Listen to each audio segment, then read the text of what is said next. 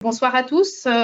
Gaëlle Lefort va prendre la parole en premier. Donc Gaëlle, elle est diplômée en statistique et en informatique. Elle est une doctorante cofinancée Digitag. Elle est rentrée dans sa 3e année de thèse. Gaëlle est basée à Toulouse. Elle est rattachée à l'unité MIAT d'INRAE. Elle travaille sous la direction de Nathalie Vialanex. Et donc, ses disciplines principales sont les mathématiques et ses applications. Et donc, c'est avec grand plaisir, Gaëlle, que je te donne la parole pour 15 minutes. Bonjour à tous. Je vais vous présenter un résumé de mes 2 premières années de thèse. Donc, c'est une thèse, donc comme l'a dit Sigolène, qui est cofinancée Digitag et qui est encadrée en plus de Nathalie Vialanet par Laurence Liobet, Hélène Quesnel et Rémi Servien. Et on va parler aujourd'hui de quantification de métabolites dans un spectre RMN. Et ma thèse porte aussi sur une application à des données de mortalité périnatale chez le porc, mais je ne vais pas vous en parler aujourd'hui, faute de temps. Donc déjà, les métabolites, c'est ce qui arrive en fin de la chaîne de toutes les données omiques. C'est des informations qui sont proches des phénotypes finaux, donc très intéressants dans la recherche de biomarqueurs. Pour obtenir des profils métaboliques d'individus, il y a 2 grandes méthodes, la spectrométrie de masse et la résonance magnétique nucléaire. Donc aujourd'hui, on va parler spécifiquement des spectres de résonance magnétique nucléaire.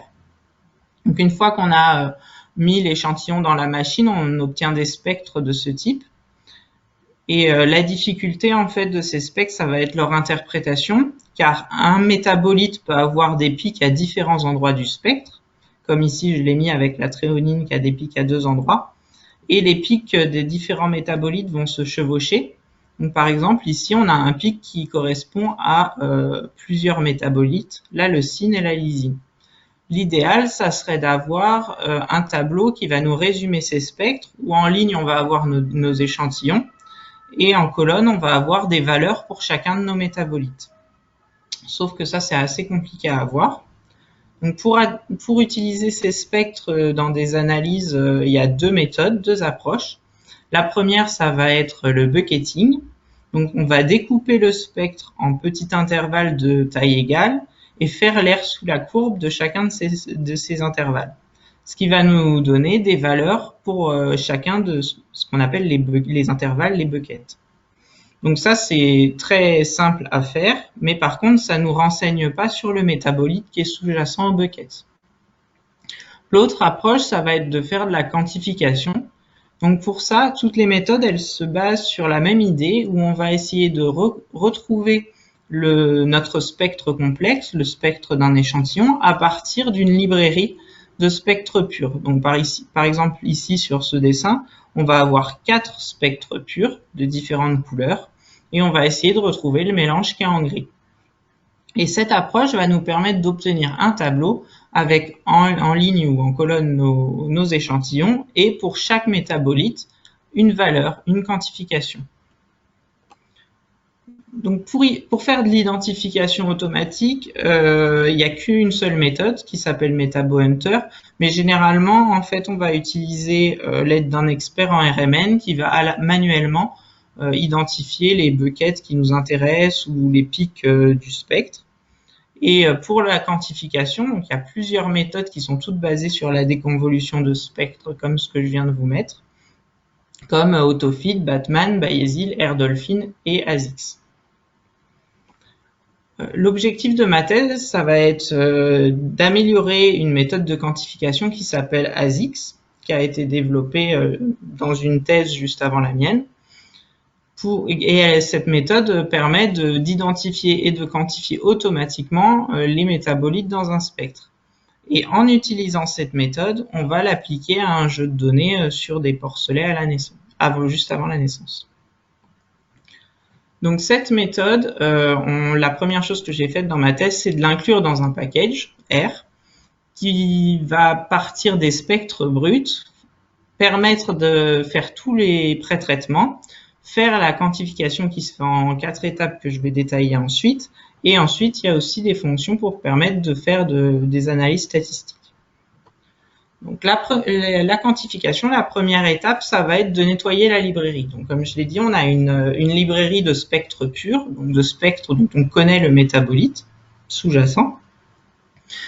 Et cette librairie contient environ 200 spectres. La première chose, c'est on va supprimer les spectres qui n'ont pas de pic au bon endroit.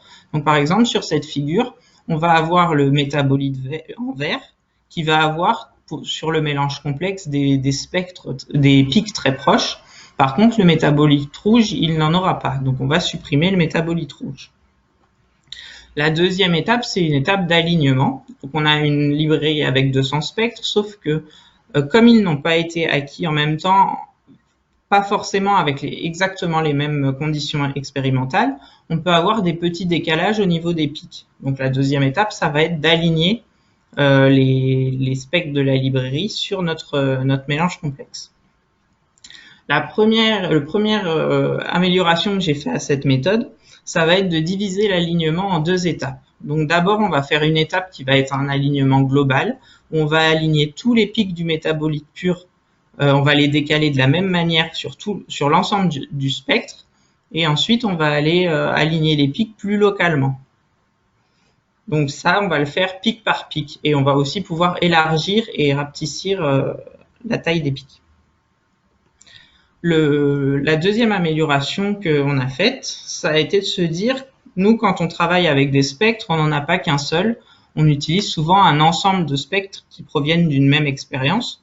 Et donc, on s'est dit, ces spectres, comme ils proviennent d'une même expérience, ils se ressemblent, ils sont proches. Donc, au lieu de faire l'alignement en utilisant chacun des spectres de notre expérience un par un, on va essayer de voir si on ne peut pas les utiliser tous ensemble. Donc en fait, on a inclus pour la première étape de l'alignement, on a inclus tous les spectres en même temps. Je ne vais pas vous détailler l'algorithme parce que ça prendrait trop de temps, mais on a permis d'optimiser ce décalage global. Ensuite, la troisième étape de la quantification, c'est la quantification en elle-même. Donc on reprend le modèle de base, où on va expliquer notre mélange complexe G de T par une somme de nos spectres purs pondérés par les concentrations des métabolites, sous contrainte de positivité, car une concentration ne peut pas être négative par définition. On estime ces coefficients bêta I grâce à un modèle des moindres carrés. Et ensuite, dans la thèse qui a eu lieu avant la mienne, Patrick Tardivel a développé une procédure de test multiple qui va permettre d'éviter d'identifier à tort trop de métabolites et de gérer le chevauchement des pics. Donc le gros avantage de cette méthode de ASICS, c'est que par rapport aux autres, on va identifier très peu de métabolites, mais on est quasi certain que ces métabolites sont réellement présents dans le mélange. Donc c'est très intéressant pour l'interprétation des résultats.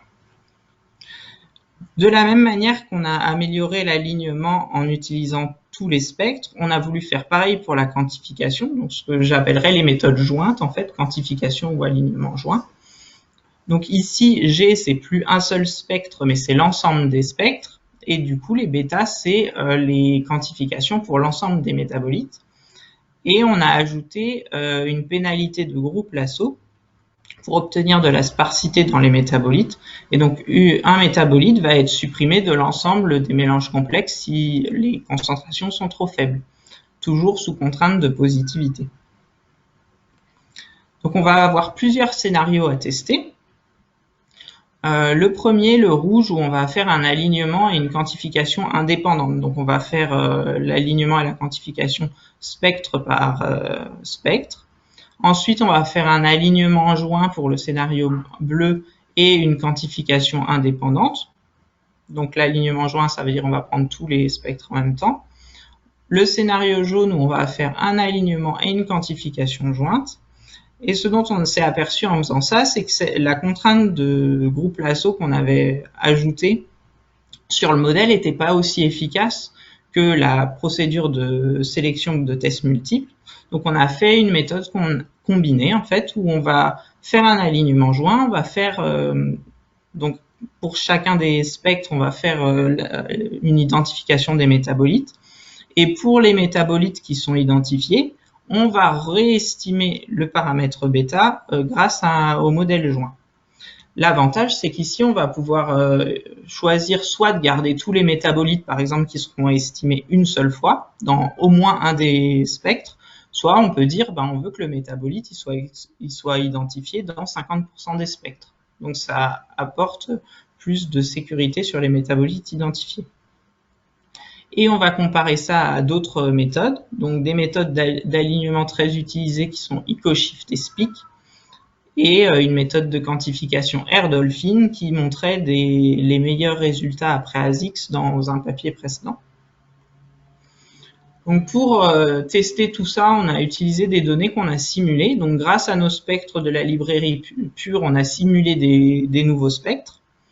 Donc on a simulé 100 jeux de données qui contiennent chacun 100 spectres. Et l'avantage, c'est que du coup, on va connaître les concentrations, les métabolites qu'on a mis dans les spectres, et les métabolites qu'on n'a pas mis. Donc au niveau de l'alignement, on voit que l'alignement joint ici donne de meilleurs résultats que EcoShift SPEAK, mais aussi l'alignement indépendant. Et ensuite, au niveau des quantifications, donc on va avoir une meilleure sensibilité avec la quantification jointe, mais comme je l'ai dit, on est beaucoup moins stringent, donc ce qui explique cette meilleure sensibilité. Par contre, du coup, comme on est beaucoup moins stringent, on va avoir près de 60% qui sont des faux positifs, contre seulement 20% quand on utilise la méthode indépendante. Et donc, quand on utilise la méthode combinée, donc ce qui est en vert, et qu'on met un seuil en disant on ne veut quantifier que les métabolites qui sont présents dans plus de 50% des spectres, on retrouve les mêmes résultats qu'avec la méthode indépendante. L'avantage de cette méthode combinée, c'est qu'on va avoir des quantifications qui seront plus fiables parce que la corrélation entre les concentrations estimées et les concentrations simulées est bien meilleure avec la méthode combinée qu'avec la méthode indépendante. Et on obtient aussi des meilleurs résultats que par rapport à la méthode Air-Dolphin, donc l'autre méthode de quantification, mais je ne vais pas vous présenter les résultats ici. Donc, en conclusion, ASICS permet des quantifications automatiques sur un ensemble de spectres qui est assez rapide, un meilleur alignement qu'avec les autres méthodes, des quantifications qui sont aussi plus fiables qu'avec les autres méthodes, et on peut interpréter les résultats sans avoir de connaissances en RMN. Donc, ce qui est assez intéressant quand on propose ça à des biologistes. Ensuite, on a appliqué ça donc à nos données de survie néonatale, ce qui nous a permis, entre autres, d'identifier deux potentiels biomarqueurs où on va avoir des différences entre les deux races qu'on comparait et les deux temps de gestation. Donc c'est aussi des résultats qui sont très intéressants. Merci beaucoup de votre attention.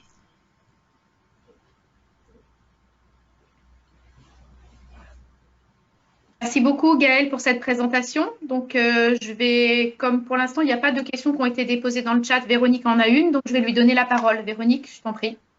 Merci beaucoup Gaëlle. En fait, là on est sur de la spectro RMN haute résolution, je me trompe pas? C'est de la RMN normale. Ok, oui, il y a de la basse, vu les spectres, bon, enfin, c'est pas grave. Oui, c'est une bonne résolution. Les pics sont assez résolus, en fait, tu vois. C'est, voilà, la basse résolution, c'est vachement plus patatoïde. Et en fait, moi, je me posais les questions, enfin, moi, j'ai travaillé pas mal sur la spectro proche infrarouge, et je me posais les questions, je voulais savoir si vous aviez regardé les méthodes d'analyse de ces spectres, je sais pas, dans ta biblio, ou voilà, est-ce que tu as regardé des méthodes qui sont beaucoup plus globales? Non, c'est vraiment limité aux méthodes de quantification. Après, des méthodes de quantification, il n'y en a pas énormément. Mais sur ce type de spectre-là, et on n'est pas trop parti sur d'autres types de spectres, méthodes d'analyse. Nous, ce qui nous intéresse vraiment, c'est de faire de la quantification automatique. Oui, mais c'est ce qu'on fait en spectro proche infrarouge aussi, tu vois, c'est-à-dire qu'on a des spectres et puis à côté, ben, on a des spectres et on a des méthodes de référence qui nous donnent la teneur, je sais plus, enfin, dans les différents métabolites et on construit en fait ben, des modèles de multivariés, enfin de prédiction par PLS, par différentes approches, hein, soit multivariés, soit autres. Voilà. Et donc vous êtes pas parti là-dessus. Non, pas du tout. Ok, Si je ok. peux me permettre un petit complément, moi aussi j'ai travaillé sur de la cire et les spectres sont très très différents de ce qu'on a en RMN et les problèmes de bruit sont pas du tout pareils.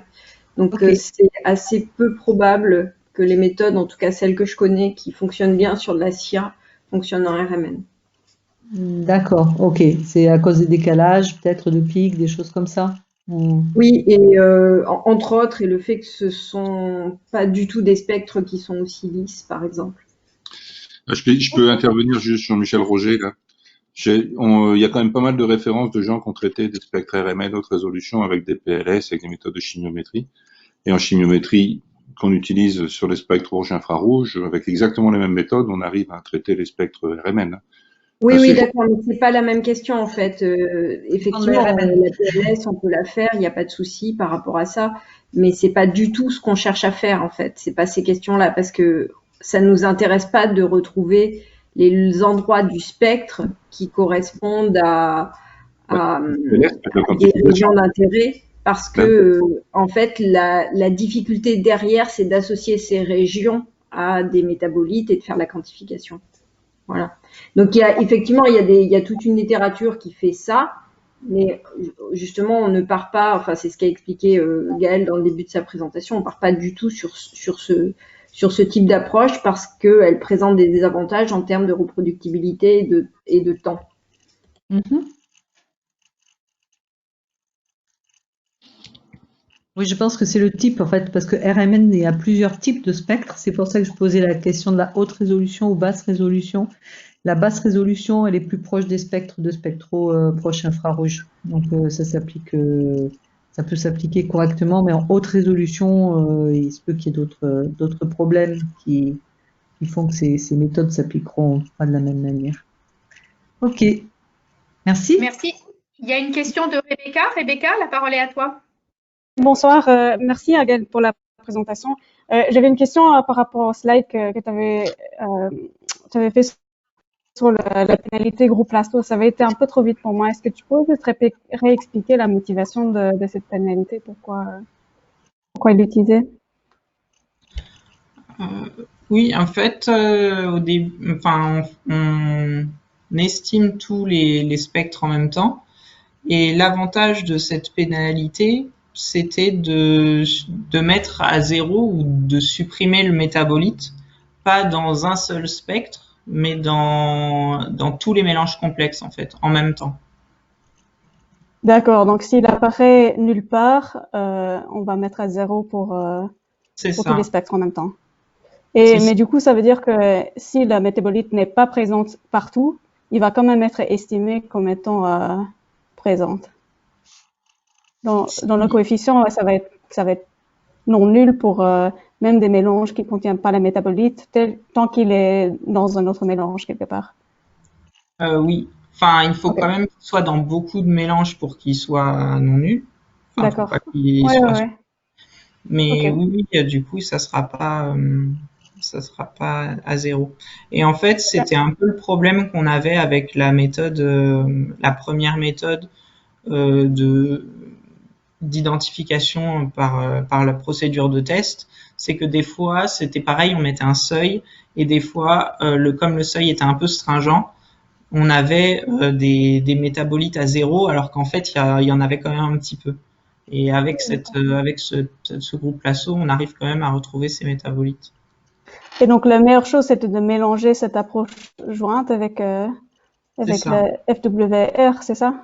Oui, c'est ça, parce que Ok, comme ça, en fait, on va utiliser l'information qu'on a du FWER où il nous dit le métabolite, il est quand même présent dans beaucoup de spectres. Donc, on va se dire, OK, bah, il doit être présent potentiellement, il est présent dans aussi les autres. Et donc comme ça, on va pouvoir estimer pour les autres avec ce modèle-là, alors qu'on l'aurait pas fait avant. Et on pourrait pas penser à genre directement pondérer dans cette fonction objective ici en fonction de FWER. Enfin, au lieu de juste mettre un lambda pour toutes les pénalités, on pourrait mettre un lambda différent pour chacune, non? En fonction de FWER. Alors, je comprends pas très bien la FWER, mais j'essaie d'imaginer des possibilités. En fait, on n'a pas trop regardé de combiner plus que ça. D'accord. Bah, c'est très intéressant en tout cas. Merci. Hein. Merci. Est-ce qu'il y a une dernière question pour Gaëlle avant qu'on donne la parole à Gaëtan?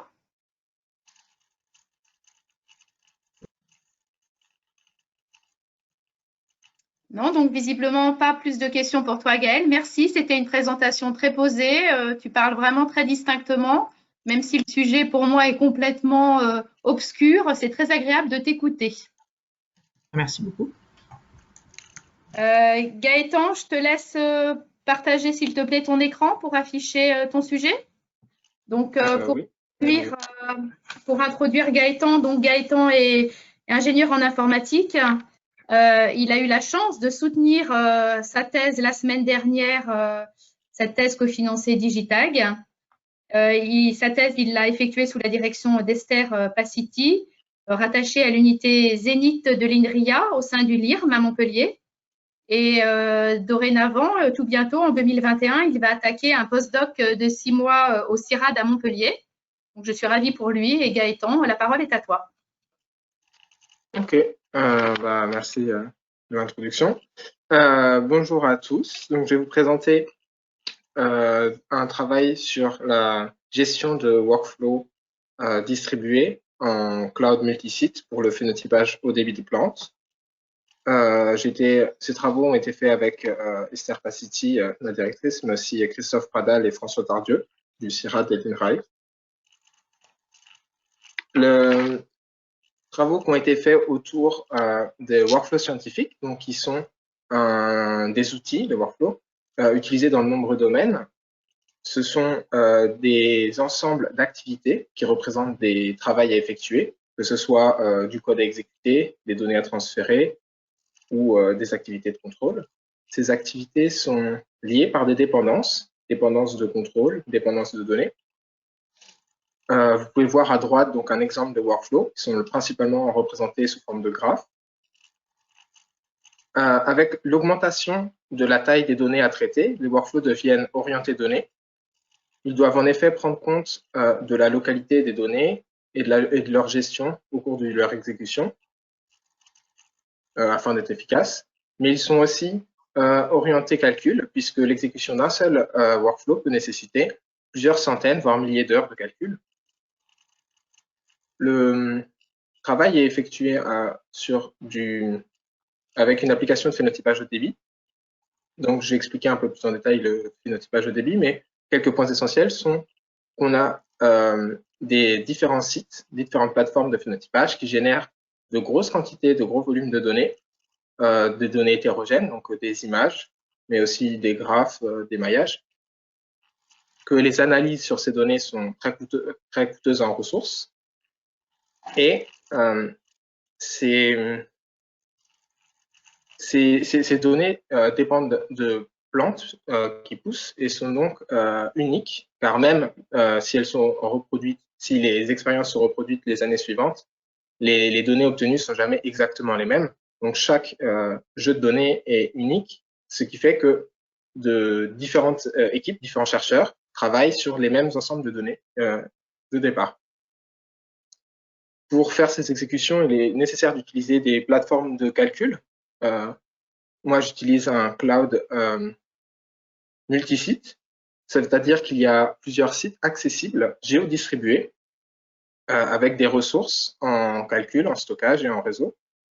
Il est important de noter que ces sites sont hétérogènes, ou peuvent être hétérogènes, c'est-à-dire qu'ils n'ont pas les mêmes capacités et que les transferts de données entre les différents sites est significativement plus importante que les transferts au sein d'un seul site.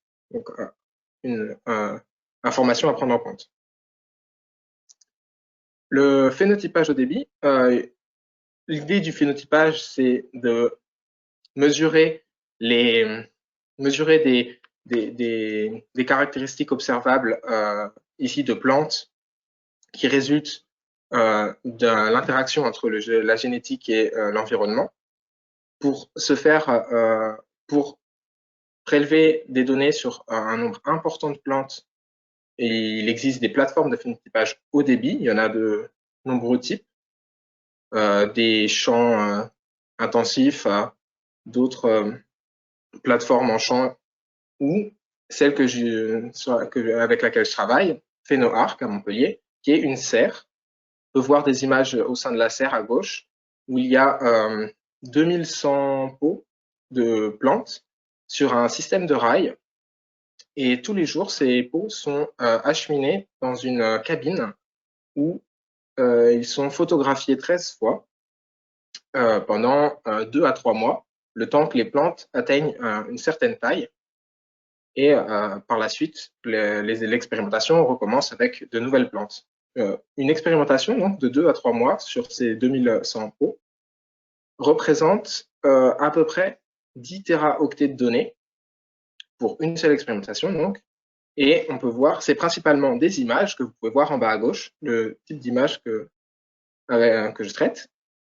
Donc, ces données sont pour récupérer des informations de phénotypage ou des informations utiles de ces données, on utilise des workflows. Voici 2 exemples de workflows représentés en graphe.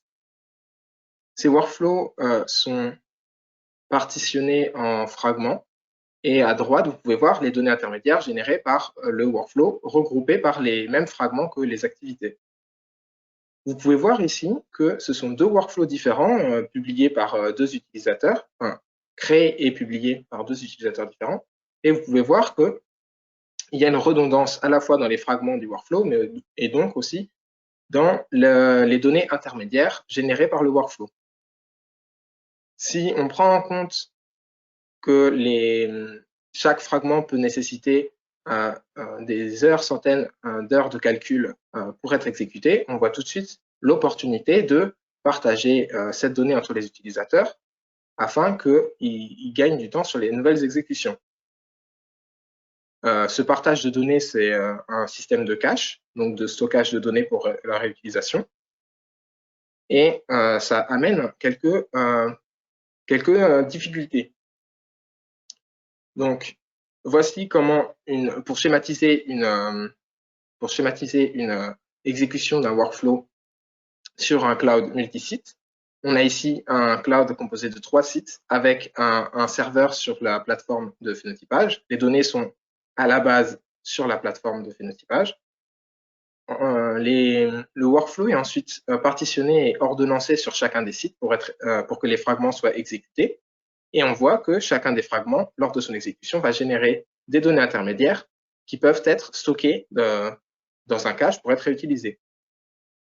Ici, on voit bien 2 problèmes qui apparaissent. C'est de 1, le workflow est lui-même, pour être exécuté, distribué entre les différents sites, et le cache est lui aussi distribué entre les différents sites. Il faut donc gérer ces deux questions en même temps pour être efficace. La question tout autour de ce travail, c'est comment exécuter des workflows plusieurs fois ou des workflows différents qui ont des fragments communs dans un site hétérogène de manière efficace. L'idée, c'est d'adapter un cache distribué à l'exécution de ces workflows. Et les questions que ça soulève sont quelles nouvelles données doivent être stockées. En effet, les données intermédiaires générées sont très volumineuses. Chaque utilisateur génère des téraoctets de données et il ne devient pas du tout efficace de tout stocker d'un point de vue de caching et même pas forcément possible d'un point de vue de stockage disponible. Sur quel site géographique doit être stocké de la nouvelle donnée générée? C'est important de prendre en compte cet aspect car pour éviter des goulots d'étranglement à la fois au niveau de l'accès des données dans un cache, si tous les utilisateurs accèdent au même site, ou un goulot d'étranglement au niveau d'accès des données de calcul, car le site sur lequel est stockée la donnée de cache va être plus demandé que les autres sites, puisqu'il minimise les transferts de données lorsqu'on calcule sur celui-là. Donc, pour éviter ces goulots d'étranglement, il est important de distribuer la donnée. Et enfin, il est aussi important de se poser la question, comment ordonnancer efficacement un workflow en prenant en compte que la donnée, qu'il existe de la donnée de cache distribuée sur les différents sites et que lors de son exécution, le workflow va lui aussi en générer. Quelques éléments de l'état de l'art. Le cache dans les systèmes informatiques, c'est loin d'être nouveau, mais c'est pas si commun dans l'utilisation des workflows. Il existe des systèmes de workflow qui prennent en compte un cache sur disque en cloud monosite, donc qui ne prennent pas en compte les transferts de données, ni les transferts de données intermédiaires et de données de cache.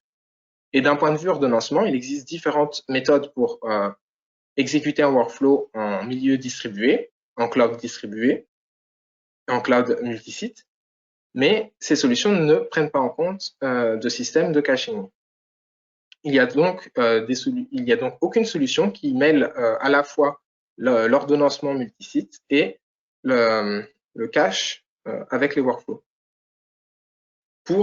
La solution proposée se base sur un système, une modélisation des différents problèmes par coût.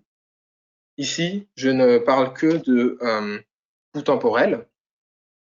Donc, pour répondre à la question, quelle nouvelle donnée intermédiaire générée doit être sauvegardée, je calcule un indicateur qui est un ratio entre le coût de stocker de la donnée et son gain, donc le temps économisé à réutiliser la donnée plutôt que à la régénérer. Pour déterminer sur quel site la donnée intermédiaire doit être stockée, la donnée de cache va être stockée, je calcule un indicateur de répartition de charge afin de prendre en compte l'utilisation des ressources de calcul des différents sites pour décider où je vais stocker la donnée afin de limiter les goulots d'étranglement et de solliciter plus pour les exécutions futures les sites qui ont été moins utilisés. Le coût de stocker le cache et le temps de déplacer la donnée du site où il a été généré vers le site où il va être stocké, ainsi que de la décision, oui, non, est-ce qu'on stocke.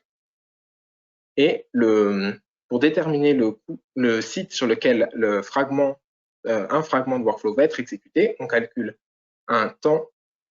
le coût d'exécuter le fragment, qui est le temps d'attendre que de la ressource soit disponible sur un site, le temps de récupérer toute la donnée d'entrée nécessaire à l'exécution sur ce site et le temps de calculer. On voit ici que les différents coûts dépendent les uns des autres. En effet, l'indicateur pour déterminer quelle donnée va être stockée dépend à la fois du site où la donnée est générée et du site où la donnée va être stockée. La décision du site où le cache va être stocké dépend aussi du site où la donnée va être exécutée, générée. Pour prendre tous ces coûts en compte dans une seule fonction, présente une fonction de coût total de l'exécution et de la gestion du cache. Cette fonction dépend donc des trois paramètres, site d'exécution, site de cache, où la donnée sera stockée, et la décision, oui, non, est-ce que la donnée sera stockée.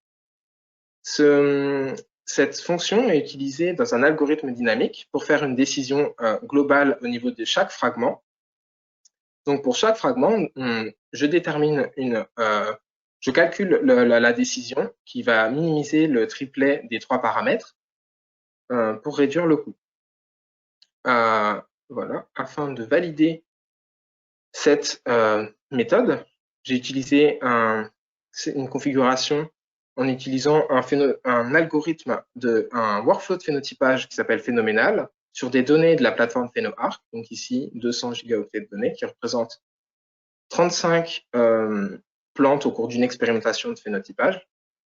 Et pour le calcul, j'ai utilisé un cloud composé de 3 sites, un à Lyon, un à Lille et un à Montpellier. Les sites ont au total des capacités de calcul et de stockage fixes, mais la répartition entre ces configurations varie en fonction de l'expérimentation. Donc, je reviendrai à ça lors de l'expérimentation. J'utilise 2 algorithmes de référence pour valider mon approche. Algorithme d'ordonnancement multisite auquel j'ai adapté un petit peu pour qu'ils prennent en compte l'utilisation du cache. Donc, sGreedy est un algorithme qui va ordonnancer les fragments sur les sites dès que disponible. fGreedy qui, lui, va ordonnancer les fragments selon une fonction de coût qui minimise le temps de transfert de données intermédiaires et le temps d'exécution. Et la méthode proposée, cache-A, qui, elle, est basée sur la décision présentée juste à l'instant. La grande différence entre les méthodes de référence et la méthode proposée est que la méthode proposée fait une décision d'ordonnancement et de cache avant l'exécution du fragment, alors que les méthodes de référence font la décision de caching après l'exécution. Et on va voir que ça a un impact. Je commence par exécuter le workflow avec différents utilisateurs. On voit ici le temps total d'exécution pour chaque utilisateur. On peut voir que la méthode sGreedy est la plus lente dans chacun des cas, principalement car elle ne prend pas en compte les temps de transfert de données intermédiaires qui représentent une énorme partie du temps total. Pour la méthode fGreedy, on voit que pour le premier utilisateur, elle est plus rapide en temps d'exécution et en temps de transfert de données intermédiaires, mais qu'en temps total, elle est moins rapide que la méthode proposée, car la gestion de la donnée de cache est en réalité très coûteuse en temps. C'est qui permet à notre méthode d'être à peu près 25% plus rapide pour le premier utilisateur et ensuite 43% plus rapide pour chaque utilisateur suivant. Ici, le cloud utilisé et les sites sont hétérogènes, avec un site ayant beaucoup de puissance de calcul, peu de puissance de stockage. Un site, c'est l'inverse, beaucoup de puissance de stockage, peu de puissance de calcul, et un site intermédiaire. Et je voulais aussi vérifier comment la méthode fonctionnait sur des sites avec des configurations différentes. Donc, ici, 3 configurations de sites différentes. La configuration 0.0, les sites sont homogènes, ils ont donc les mêmes capacités en stockage et en calcul.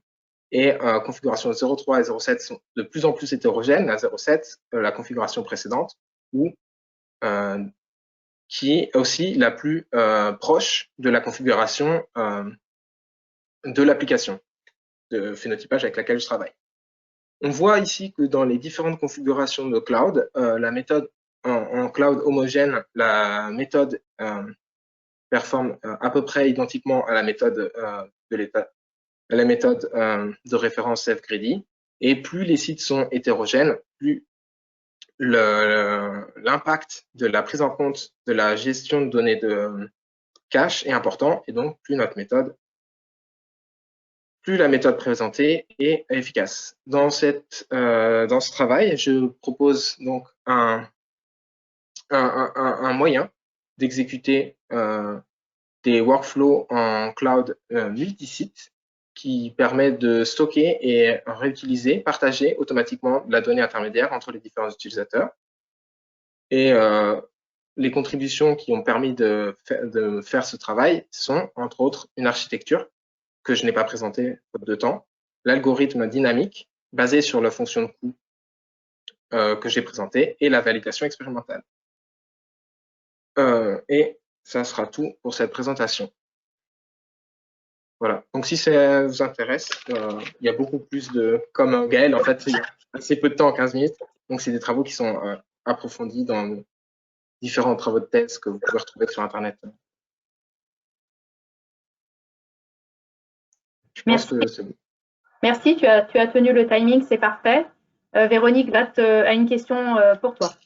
Ouais, merci. Écoute, alors moi j'ai l'impression d'avoir tout compris, et donc il doit y avoir de la magie là derrière, parce que c'est pas du tout mon domaine, et bravo, hein, j'ai trouvé que c'était très clair, et ça c'est assez scotchant, je trouve, les performances. Donc bon, voilà, c'est chouette. Et alors moi ma question c'est, bah, finalement, enfin les performances sont vraiment enfin, bien.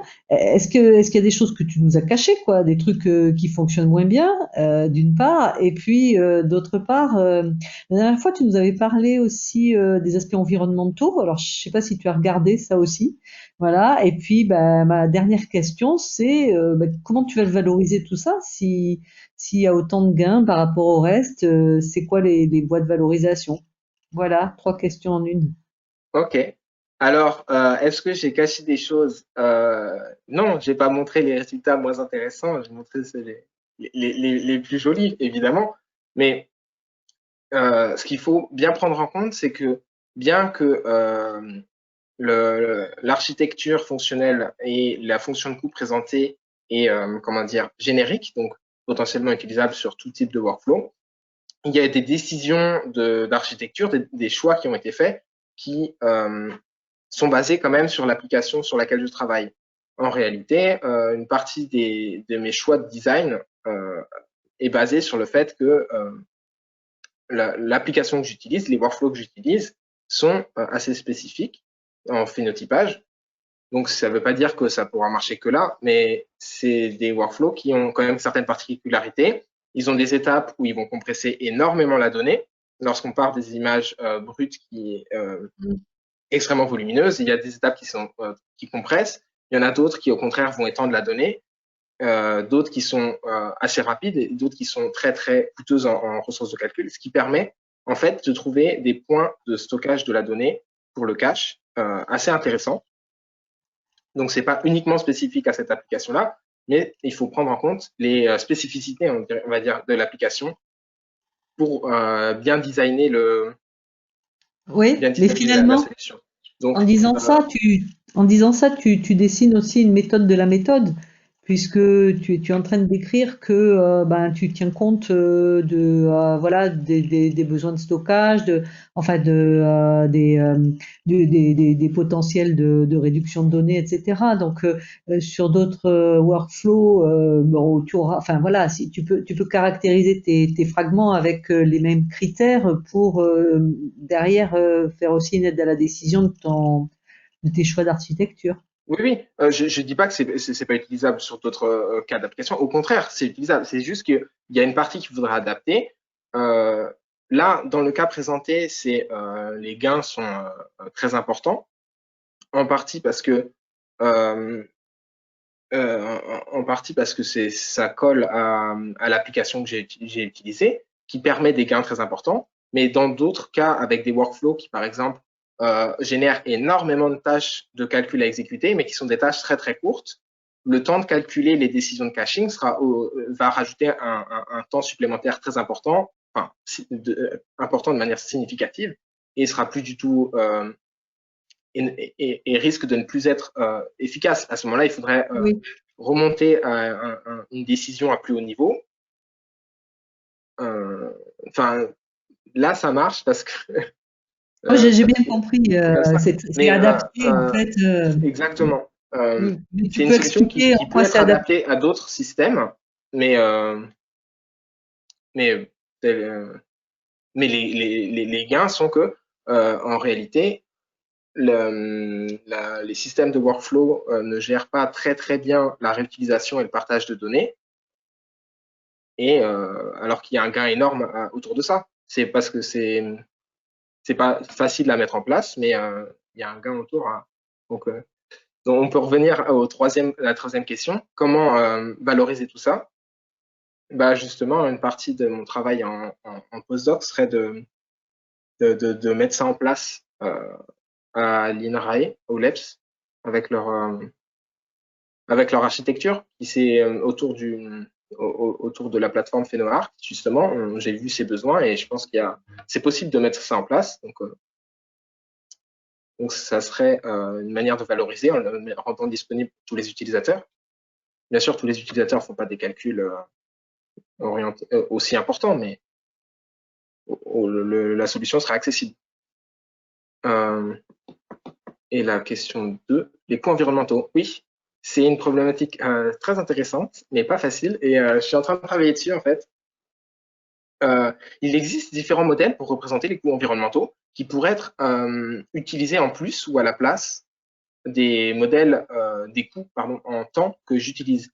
Moi, pour faire mes décisions, je suis basé sur des coûts temporels, donc est-ce que ça économise du temps ou pas, et des travaux que j'avais déjà présentés à Digitag il y a 1 an, je crois, où je présentais aussi avec des coûts monétaires, mais je prenais jamais en compte les coûts environnementaux, et ça serait super intéressant donc c'est pour ça que je travaille dessus en ce moment, de prendre en compte les coûts environnementaux pour faire ces décisions, parce que ça pourrait être utile de se dire, ah ben là on va stocker de la donnée, ça va nous prendre un peu de temps de la stocker, un peu de coûts supplémentaires, mais au final ça va nous économiser de la recalculer, ce qui va consommer énormément d'énergie. Bon, il faut prendre en compte que stocker de la donnée, l'écriture et la lecture ont un coût énergétique, mais aussi le calcul. Les CPU ont un coût qui dépend de leur utilisation, alors qu'au contraire, la RAM a un coût à partir du moment où tu la réserves, même si elle n'est pas utilisée. Et tout ça, il existe des modèles qui représentent ces coûts-là et que j'aimerais bien intégrer. Ça et le fait que, comme on fait du multisite, il est important aussi de savoir ou de prendre en compte que, en fonction des zones géographiques dans lesquelles on travaille, les coûts environnementaux, entre guillemets, l'énergie n'a pas la même valeur. Je ne sais pas si c'est les bons termes. Pour faire tourner une station de calcul ou de stockage dans des pays comme les pays nordiques en Europe, c'est beaucoup, beaucoup plus économique qu'en Australie, par exemple, où il faut refroidir les serveurs beaucoup plus. Oui, après, ça dépend beaucoup du mix électrique, mais bon, on pourra en parler. Ouais, mais encore une fois, c'est des questions qui sont pas si faciles, mais qui méritent d'être prises en compte, et c'est là-dessus que je travaille aussi. Il y a des gens qui sont dans un GIS qui s'appelle Eco-Info et qui travaillent sur l'empreinte environnementale du numérique. Faut que tu ailles voir ce qu'il y a dessus, c'est chouette. Bravo en tout cas, merci. Comment tu as dit? Il y a une question de Vincent Armand. Pardon, excuse-moi, je te réponds. J'ai mis dans le chat, c'est un GIS qui s'appelle Eco-Info. Tu tapes Eco-Info GIS et tu verras, c'est des gens, beaucoup de l'INRIA, mais pas que, qui travaillent sur l'empreinte environnementale du numérique. Ok, super. Voilà. Bah, je regarde ça, merci beaucoup. Vincent, je te laisse prendre la parole et interroger Gaëtan. Oui, merci pour la présentation. Et en fait, c'était sur une question sur l'estimation des coûts de chaque tâche du workflow. Comment toi tu estimes les coûts en fait, donc le temps et aussi la ressource en fait, s'il y a un nouveau workflow qui t'est soumis, est-ce que voilà, comment tu l'estimes? Alors, les estimations sont basées sur les informations de provenance. Donc, c'est les métadonnées qui regroupent l'historique des exécutions des workflows et des générations des données. Et c'est à partir de ça que c'est à partir de ces métadonnées qu'on peut déterminer que quelle activité génère des tâches qui, en moyenne, s'exécutent en tel temps ou nécessitent tant de calculs avec une machine de telle puissance. Et lorsque... Du coup, c'est aussi rapport au site, c'est-à-dire qu'il faut que cette tâche-là soit exécutée sur différents sites, parce qu'après, il y a aussi un choix du site. Si tu as un même workflow qui vient avec le même, comme tu dis, les mêmes fragments, il faudrait au moins que des tâches similaires soient exécutées sur tous les sites. Une première fois, pour avoir un historique. Pas nécessairement, mais si par exemple, lors de l'exécution, on connaît la puissance, enfin, on connaît entre guillemets les CPU et donc leur puissance de calcul sur chacun des machines virtuelles de chacun des sites. Et dans la provenance, il peut être indiqué que telle activité nécessite tant de calcul sur tant de machines, enfin sur telle machine. Et tu peux faire à partir de fonctions comme je sais pas comment ça s'appelle. Il existe des fonctions pour approximer le temps que ça va te prendre sur une machine différente avec telle puissance de calcul. Et pour chaque fois que tu exécutes une nouvelle tâche, tu vas pouvoir mettre à jour la provenance en disant qu'en moyenne, la moyenne elle est un peu plus haute ou elle est un peu plus basse. Et dans le cas, il n'y a pas de provenance qui existe. Ce qui se fait, comme l'algorithme est dynamique, c'est que les premières activités sont envoyées sur un site. Et si on s'aperçoit qu'il va falloir beaucoup plus de calculs que seulement ce site-là, on commence à réserver sur d'autres sites. Voilà, donc du coup, ça part sur ma seconde question qui était l'incertitude du temps d'exécution. En fait, en général, en fait, quand on exécute les tâches dans le cloud, il y a une incertitude qui est liée non seulement au temps, mais aussi à la capacité. Donc, si on a un historique, on peut avoir effectivement une idée, mais généralement, quand tu exécutes les tâches en réel, toute personne qui a lancé des expérimentations, on voit que là, ça prend plus de temps parce que effectivement, il n'y a pas un contrôle total de l'unité de calcul qui exécute la tâche. Et c'était pour savoir justement comment tu réagissais par rapport à ça, en fait. Je l'ai bien remarqué, puisque j'ai des variations assez importantes de temps de calcul entre chacune de mes expérimentations. Mais comment dire, ce travail est basé sur le fait qu'il existe une provenance du workflow, autour du workflow, qui va me permettre d'anticiper, entre guillemets, les temps d'exécution, les tailles de données, etc. Cette provenance est mise à jour au cours de l'exécution, mais oui, il y a toujours une incertitude supplémentaire, aussi l'incertitude de est-ce que la VM va cracher, est-ce qu'il va falloir relancer le calcul, etc. Et ça, je ne prends pas en compte dans ce travail.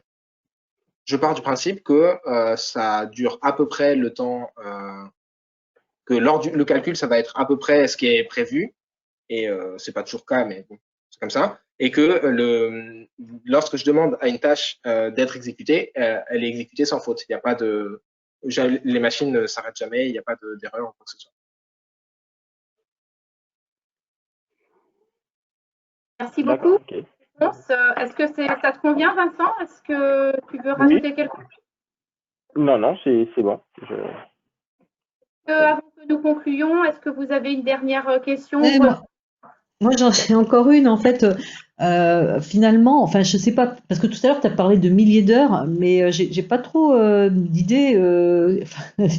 Ça prendrait combien de temps ou ça ferait gagner combien de temps et combien d'argent aussi, quelque part, hein.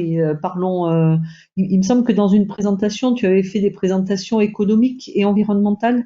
Je crois que c'était à la Digitagora. Donc, juste pour donner une idée aux gens qui sont pas du tout dans le domaine du phénotypage.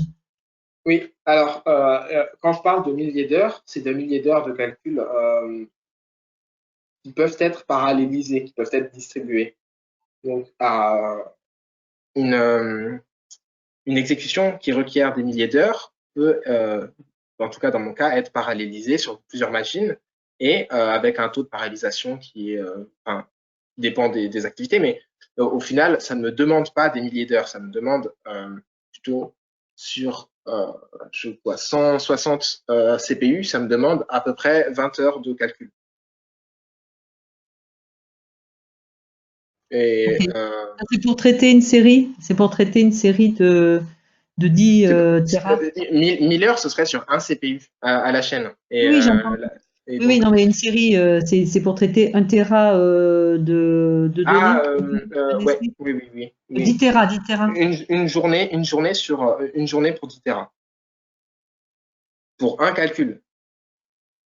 Après, si on change les paramètres, il faut tout recommencer. Sauf si on a sauvegardé sauf s'il y a du cache, mais il faut recommencer. Et j'ai pas en tête le coût de. Alors, le coût que j'avais dans mes études, dans l'étude en monocyte, donc j'ai pas regardé les coûts monétaires en multisite, mais en monocyte, j'avais regardé le coût des VM que j'utilisais et j'en revenais à peu près 250 ou 300 dollars pour une exécution. Et le stockage en données accessibles, ça représentait aussi 500 dollars pour que ça soit de la donnée rapide. Donc, chaque exécution, si on ne sauvegarde rien, coûte 250 dollars, qui est pas négligeable. Quand on sait que des fois, il faut la lancer 5-10 fois sur différents paramètres. Ok, très bien. Ouais, je pense que c'est intéressant de revenir là-dessus. Très bien. Ouais, peut-être aussi pour ajouter quelque chose, donc Christophe Radal, il y a aussi un des intérêts forts, c'est que si en plus on considère le coût en CO2, le fait d'utiliser du multisite, ça nous permet de déporter les calculs sur d'autres sites. Et ce qu'on voit actuellement, c'est qu'on a un facteur 60 entre 1 kilowatt en Australie et 1 kilowatt en Suisse, par exemple. Et donc, On en a parlé un petit peu des déjà. coûts qui ne sont pas seulement en termes monétaires, mais aussi en termes nombre d'arbres à planter, ça peut être vraiment intéressant. Et pareil Ouais, sur en fait, quand tu regardes le CO2, en France, on est super avantagé par le nucléaire, mais si tu regardes toute l'empreinte environnementale, bon, 1 kilowatt, Exactement, c'est de mais- l'argent partout, quoi. Hein. Voilà. Donc, non, c'est super intéressant, c'est bien.